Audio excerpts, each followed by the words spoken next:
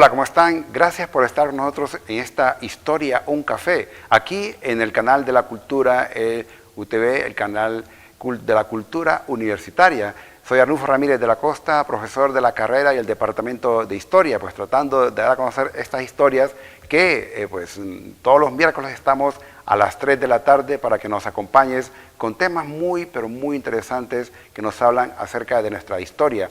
Y hoy pues tenemos un tema que tiene que ver mucho con la historia cultural, historia religiosa de nuestro país, que es muy importante, que se refiere a la exploración de la aparición de la Virgen de Suyapa. Y en esta oportunidad pues hemos invitado a una de las personas que pues según nuestro análisis es de las más conocidas, de las más estudiadas, un académico. Me refiero al doctor José Antonio Salinas Averi, que es hondureño con mucho orgullo, y pues él ha estudiado, tiene estudios de licenciado en ciencias religiosas, es especialista en ecumenismo, obtenido en la Universidad de San Buenaventura en Bogotá, Colombia. Tiene una licenciatura en teología bíblica y también un diplomado en arqueología cristiana, que lo obtuvo en el Pontificio Instituto de Arqueología Cristiana en Roma, Italia, y obtuvo su doctorado en teología bíblica pontificia en la Universidad de Santo Tomás Angelicum en Roma, Italia, y igual tiene una serie de trabajos, de diplomados que ha obtenido, sobre todo el de bienes culturales religiosos, que lo tuvo en la Universidad Católica de Honduras, y actualmente pues también es docente del Seminario Mayor Nuestra Señora de Suyapa, es profesor de Biblia y del Seminario Mayor Jesucristo Sumo y Eterno Sacerdote en Comayagua, y hace una serie de servicios pastorales desde 1995 hasta la actualidad. Realmente es una persona que está muy activo y que está constantemente, incluso también investigando y tiene diferentes publicaciones que vamos a darlas a conocer muy bien. ¿Qué tal, maestro? ¿Cómo está? Mucho gusto. Un placer saludarte, Arnulfo. Mucho gusto a todo tu auditorio de Una Historia, Un Café. Un placer. Bueno, y para nosotros también es un placer que haya aceptado nuestra invitación para hablar de un tema que a todos nos interesa como hondureños que somos, como, vamos a decirlo así, personas que queremos conocer un poco de nuestra historia, nuestra cultura, que nos va como acercando algunos elementos que yo le llamo elementos de cohesión, que hay que fomentarlos, hay que estudiarlos y darlos a conocer. Lo que es la aparición de la Virgen de Suyapa.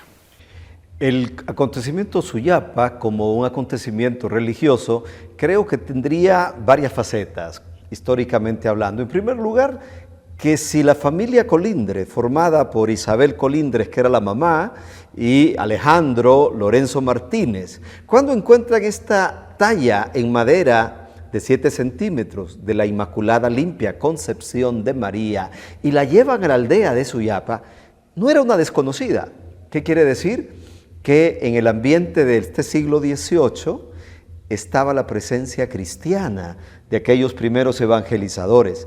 No olvidemos, querido Arnulfo y estimados telespectadores, que la imagen del Cristo Negro de Santa Lucía, por ejemplo, o el del Buen Fin de Cedros, Cristo de las Mercedes de Santa Lucía, o el del Buen Fin de Cedros, están previos, mucho antes incluso de la imagen de Santa María de Suyapa. Quiere decir que la evangelización de estos pueblos había tocado a fondo y, lógicamente, junto a la imagen de Cristo estaba la imagen de María. Es un sábado de febrero del 1747. Se dice que Alejandro Colindres venía de una milpa situada allá en el Piligüín, esa zona magnífica de buen clima y de mucho pinar, y le tocó pernotar esa noche. El fenómeno del hallazgo, más que una aparición, el hallazgo de una imagen. Esa imagen, ¿de dónde procede? Podemos hablar de eso incluso. Claro, claro. Creemos más bien que fue una talla en madera que alguna mamá tenía como devoción, y a un hijo militar, puede ser de España, puede ser también de estas tierras centroamericanas, se lo dio como amuleto de fe, con el cual se protegiera y se invocara el nombre de María para la protección en tiempos difíciles. Y seguramente lo extravió precisamente en las montañas. El hecho milagroso consiste en cómo Alejandro Colindres, acompañado de Lorenzo Martínez, pernotando en esta montaña del Piligüín, encontraron el objeto, lo guardan y al día siguiente, regresando a casa, Isabel Colindres, la madre, reconoce que es una imagen tallada en madera de la Virgen María, con una advocación muy importante, Inmaculada Concepción. Ese hallazgo y ese prodigio milagroso de encuentro y de llevarla a casa de una familia evoca ahí lo providencial. Dios quiere dar a un pueblo creyente una fe que le permita consolidar identidad, ya que en este momento no habían los símbolos patrios, pero que sirviera de vínculo en una sociedad bastante plural y al mismo tiempo todavía con unas situaciones de pobreza galopante. ¿Qué era Suyapa en el siglo XVIII? Pues se habla de una zona de cultivo también agrícola. Piensan que Felipe II les había regalado 12 caballerizas antiguas de tierra, de tal manera que es una población pobre realmente y tendrán que siempre moverse para poder adquirir trabajo y también dinero. Esto hace pensar cómo la devoción de la familia, muy devota, muy bien evangelizada, permite reconocer en la imagencita una advocación de María en esa presencia de hogar y lógicamente de devoción, porque se dice que le han hecho un altar a la Virgen y llegaban a rezar. De tal manera que el capitán Zelaya, que va a ser curado de cálculos renales, José Zelaya, va a ser el gran promotor de esta devoción, ya que en esos primeros momentos se le adjudicaban a la intercesión de María algunos milagros, llamándose así la Virgencita que estaba en Suyapa. Y así fue tomando esta popularidad religiosa que consolidó también la fe de todo este pueblo hondureño, y una fe donde el hondureño que viaja también la exporta, no deja esa devoción mariana a Suyapa, sino también que la exporta donde quiera que va. Muy interesante realmente este contexto, porque me viene un poco a la mente, ya que usted mencionaba el año que fue encontrada, 1747. Así es. 100 años después se funda la Universidad Nacional Autónoma de Honduras. Así es, ciertamente. Interesante. Ciertamente. Y estos personajes, que el caso que donde pasó el primer milagro, por lo menos registrado, porque es posible que hayan pasado otros. Así es. Pero estamos hablando de un registrado con documentos, con fuentes históricas. Es en la zona que se le conoce como la hacienda del Trapiche, que también es cerca de la universidad. Así es. Entonces, vemos todos esos elementos cómo se van uniendo, porque si nos movemos a lo que es el centro de Tegucigalpa, recordemos que ahí estaba pues el santo patrón, que sería en este caso San Miguel Arcángel. San Miguel Arcángel como patrono de la ciudad, ¿verdad? Que fue atribuido seguramente en el momento de la fundación de estas minas real de la Tegucigalpa de la época. Y entonces es la Tegucigalpa que pues no destaca, y igual lo comentaba en alguna oportunidad que tuvimos de compartir con la doctora Daniela Navarrete, en la cual comenta que la Tegucigalpa de ese entonces no tenía algo como Gracias, como Comayagua, pero se da este elemento icónico, importante, acerca del hallazgo de la Virgen de Suyapa. Yo creo que es de ahí donde comienza esa historia y realmente de esa zona. Sabemos que hay toda una trayectoria, y usted lo comentaba, se comenzó la devoción. Solo me gustaría que si usted nos podría aclarar, porque a veces nos preguntan, ¿cuál es la diferencia, la similitud entre lo que es una devoción y una advocación?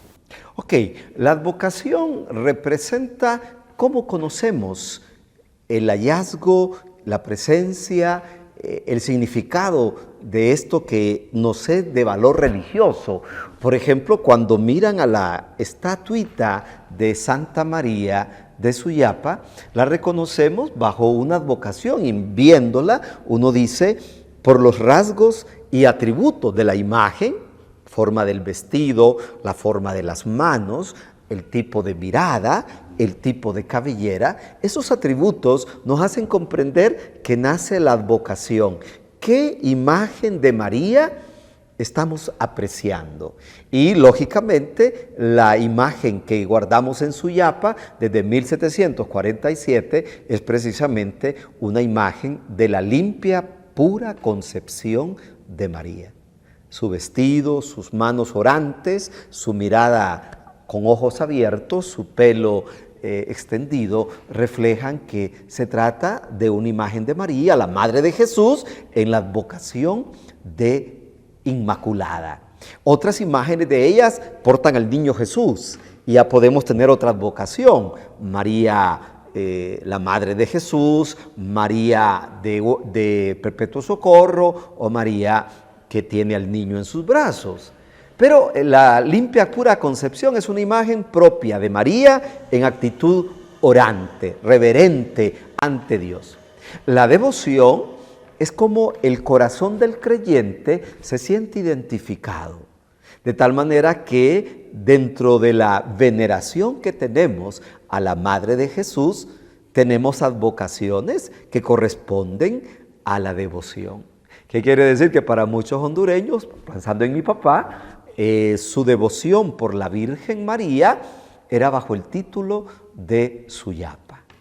Pero puedo tener otros amigos y conocidos que su devoción por la Virgen María está bajo la advocación de Guadalupe, o está bajo la advocación de Salud de los Enfermos, o de María del Perpetuo Socorro, etc. Siendo la misma Madre de Jesús llamada con advocaciones diferentes de acuerdo a la devoción que va teniendo en el corazón de un creyente.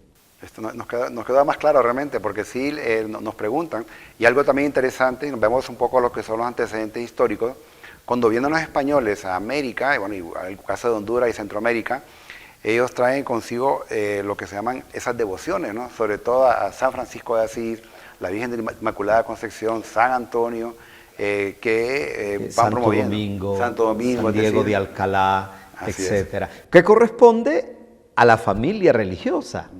Porque, por ejemplo, para un franciscano, el ideal religioso de devoción es a la Inmaculada. De tal manera que en Honduras, con la presencia franciscana, la patrona de Choluteca es la Inmaculada Concepción. La patrona de Danlí es la Inmaculada Concepción. La patrona de Juticalpa es la Inmaculada Concepción.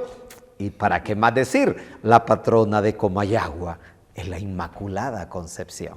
¿Qué nos dice eso? Que la presencia franciscana estuvo enraizada en los momentos fuertes de la evangelización, y son ellos los que transmiten la devoción a la Virgen bajo la advocación de la Inmaculada. Lógicamente, la presencia dominica fue muy pobre en Honduras, pero tenemos los mercedarios, y esa presencia de mercedarios no tienen como devoción y advocación la Inmaculada, sino Nuestra Señora de la Merced. Justamente aquí yo en San Juan de Jojona, donde nos encontramos, tenemos la Iglesia del Carmen. Y tengo una hipótesis que voy a mostrar a nuestro querido amigo don Arnulfo, y es que el retablo de la Iglesia del Carmen, precisamente de Jojona, era el retablo de la capilla de los padres mercedarios en la capilla interna del convento de la Merced en Tegucigalpa. Con la expropiación de los bienes eclesiásticos, Marco Aurelio Soto y todo este movimiento liberal hacen esta expropiación, y para no perder el retablo lo han traído a Jojona, ya que el significado del retablo y las imágenes que poseen no son de una devoción a la Virgen del Carmen, sino de una familia devota de Nuestra Señora de la Merced. Cuando hablamos sabemos que hay un papa que es el que decreta que la Virgen de Suyapa sea la patrona de Honduras. ¿Hay algún procedimiento eclesiástico? ¿Cómo fue la historia cuando el papa, creo que fue Pío XII, ¿no? Si no me equivoco? Sí, el Papa Pío XII ha hecho precisamente a petición del pueblo de Honduras, del gobierno y de la iglesia del momento, la declaración de principal intercesora ante Dios de este pueblo a la Virgen Santa María de Suyapa. Y eso es muy importante. ¿Cómo se llega a eso? Bueno, es una petición que hace el propio pueblo y donde la iglesia en la jerarquía pueden revisar todo el proceso de cómo esta advocación, cabe muy bien ahí decirlo, a la Madre de Dios, bajo una advocación especial, podía conglomerar a pueblo, suscitar peregrinaciones, contar milagros. Es lo que ha sucedido en 277 años del hallazgo. Santa María, bajo la advocación de Suyapa, verdaderamente ha convocado al pueblo hondureño. Hablamos de 1,5 millones de peregrinos y siempre ascendiendo este número de personas que se dan cita en Suyapa, y sin contar los que sin venir están celebrándola en sus parroquias, en sus aldeas, etc. Y de toda Centroamérica, ¿no? Y en toda Centroamérica, en Estados Unidos, las familias de migrantes hondureños están celebrándola también. Entonces, el Papa, ¿qué hace? Reconocer lo que este pueblo ya vive. No es una imposición. El Papa, al decretar principal patrona de un pueblo a Santa María, en el caso de Suyapa, solo reafirma lo que un pueblo está viviendo, que se encuentra bien bajo esa advocación, que reconocen a la Madre de Jesús, porque no se trata de inventar una imagen paralela. Es la Madre de Jesús bajo una referencia, por así decirlo, local, porque es local. Hablar de Suyapa es un nombre único en el contexto del mundo. ¿Y que eso qué significa? Que lo referido a la Madre de Jesús, local, en Suyapa, Honduras, Centroamérica. Igual hemos comentado que hubo un tiempo en que nuestras madres a sus hijas le ponían el nombre de Suyapa. Y todavía hoy, ¿verdad? Se utiliza, todavía, ¿no? Sí, y bueno, Suyapa, Lourdes, Guadalupe, Mercedes, son ciertamente un acto de filial devoción que un papá y una mamá coloquen a una hija o a un hijo el nombre referido a la Madre de Jesús en alguna vocación. Esta costumbre, que tal vez no es tan popular hoy en día, pero que todavía se sigue suscitando como el nombre de María, ¿verdad? Es un nombre común, María. Creo que hace algunos años el secretario de la Embajada de España dio aquí con su familia a luz a su hija y me invitaron al bautismo que se hizo precisamente en la Iglesia de los Dolores. Y tenía como 10 nombres la niña, 10 nombres, a lo muy español, ¿no? Pilar del Carmen, pero terminaba de Suyapa. Decía, esta mi hija ha nacido en Honduras, no puedo sino tener en la lista de nombres de ella la advocación de María en el tema de Suyapa, que le refiera siempre a esta Honduras de la cual llevó los mejores recuerdos. Tuve la oportunidad, tenemos un proyecto de vinculación universidad-sociedad con el Departamento de Historia, con la diáspora en España, en la zona de Girona. Y me comentaban ellos que hay una iglesia en la cual se celebra el 3 de febrero y ahí está la Virgen de Suyapa, ¿no? Porque es el lugar donde más hondureños hay, 34.000 registrados. Así es, pero no solo en España, yo en Italia, en Roma, está la iglesia latinoamericana y hay un altar precisamente a la Virgen de Suyapa. En la misma Tierra Santa, y es impresionante, hay una en Nazaret, está la Basílica de la Anunciación de María, y en los templetes que conforman el exterior de la basílica hay imágenes de varias advocaciones, Czestochowa de Polonia, Aparecida de Brasil, Guadalupe de México, pero también está la Virgen de Suyapa. Y eso es muy impresionante. No olvidemos que en estos últimos años también en los jardines vaticanos, el cardenal Rodríguez también logró que en los jardines vaticanos exista una réplica un poco grande de la Virgen de Suyapa. Dicho sea de paso, esa réplica la pueden ver en la plaza de Suyapa, ahí al lado oeste de la iglesia, pueden ver una réplica de la misma imagen en metal que se colocó en los jardines vaticanos. Con toda su amplia trayectoria, con todo su trabajo, con todas sus investigaciones, usted como pues una persona que ha tenido un largo recorrido en este tema de la religión, la religión católica. Vamos a decirlo así, ¿cuál fue para usted, a nivel personal, ese impacto cultural en la población hondureña de lo que es la Virgen de Suyapa?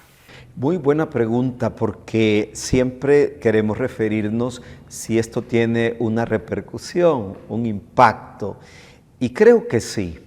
Ciertamente la devoción a esta advocación de María, localizada en Suyapa, ha permitido formar la patria, consolidar valores, darnos una cierta identidad y sobre todo permeabilizar la buena tierra para que crezca el Evangelio. Si ciertamente todos hemos crecido, o la mayoría de hondureños, rezando el Ave María en el interno del hogar, de la familia, junto a la abuela, al abuelo o junto a los padres, ciertamente una devoción a María, Madre de Jesús, nos lleva al mensaje de la Escritura, que no puede ser ajeno. Estamos fundados en una iglesia fundada sobre los apóstoles y junto a los apóstoles el testimonio de la Escritura. María, como educadora de Jesús y del pueblo de Jesús, no nos quiere para ella. Sería considerar una traición al cristianismo. María nos quiere siempre para Cristo. Y para un pueblo que es cristiano, vemos entonces que no puede haber ninguna contradicción, no puede haber un elemento que se escapa del sentido común o del sentido verdadero. María de Suyapa solo puede ayudarnos a encontrar a Cristo, fundamento de una historia que se divide antes de Él y después de Cristo y que ha creado también cultura universal, ¿no? En el arte, en la poesía, en la literatura, en lo arquitectónico. El cristianismo es parte de la esencia de nuestras tierras humanas. Cuando el Parlamento Europeo en sus constituciones no aceptaron las raíces cristianas de la Europa, pues creemos que es un error, porque la Europa de hoy tiene muchísimas raíces cristianas. Y eso hace también la devoción a María, ¿no? Construir una cultura, una historia y darnos una cierta identidad. Bien, yo estoy tratando un poco de hacerle algunas preguntas que la gente me ha hecho, o mis mismos estudiantes de la universidad, porque les comenté que iba a hacer este programa, y que tienen esas dudas, ¿no? Lo tiene muy claro, lo que usted acaba de comentarlo, pero me hacían, sobre todo los estudiantes de la carrera de Historia, esa evolución de la Virgen de Suyapa hasta la actualidad, su impacto antropológico, histórico, cultural, eso que nos une a todos los hondureños. Uno va el 3 de febrero y ahí se encuentra liberales, conservadores, de todo, y todo el mundo es una sola nación realmente, ¿no? Como aglomera. Y ese paso de la ermita a la basílica, me preguntaban, porque la basílica realmente vamos a decirlo, la comenzaron a construir aproximadamente para 1954, por ahí más o menos, ¿no? Entonces me decían, ¿cuál es la diferencia entre una ermita y una basílica? Y porque ahora la Virgen de Suyapa está en la basílica.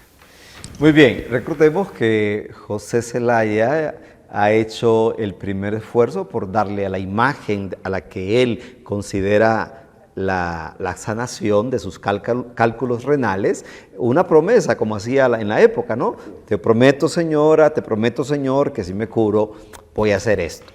Y él promete construirle una primera ermita a la imagen de la Virgen María, y es ahí donde se da el primer paso de esta ermita, ¿no? Este sería el segundo templo. El primero, el que hace Zelaya, pues muchos alegarán que no fue él, que fue más bien las limosnas que se recogían, que hicieron la construcción de una pequeña iglesita, y luego la actual ermita, que está precisamente de 1758, ya comienza 47-58, ya teníamos esos primeros albores de este primer templo, y se consolida a lo que hemos conocido todos desde niños, la ermita. Pero ya en 1950, Monseñor José de la Cruz Turcios y Barahona colocó la primera piedra de esto que va a ser llamado el santuario. ¿Por qué? Tanto la ermita, ¿qué significa? Ermita significa un templo pequeño, devocional, que no tiene aspiración de ser parroquia, que es un lugar de culto pequeño, reducido. Ese es el sentido de una ermita, un lugar pequeño de oración, casi un oratorio, donde la gente pueda ir a venerar. Nadie tenía la pretensión de construirle una basílica. En aquel momento, después de 1747, no hay una pretensión de hacer un gran edificio, una pequeña ermita, un pequeño templo, un lugar de oración y veneración.